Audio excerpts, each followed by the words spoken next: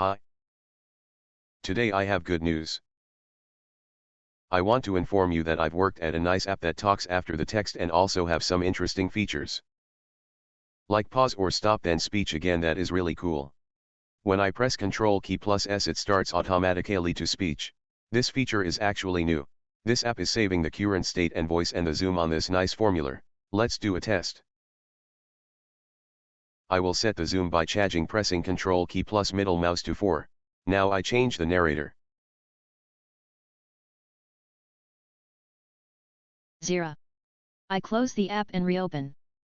Remember that the speed I want to set at 2. Let's see.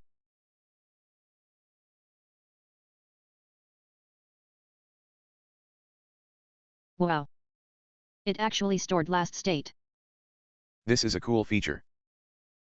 For getting this app, all you have to do is simple.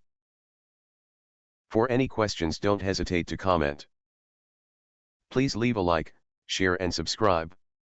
Thanks for watching, and have a nice day.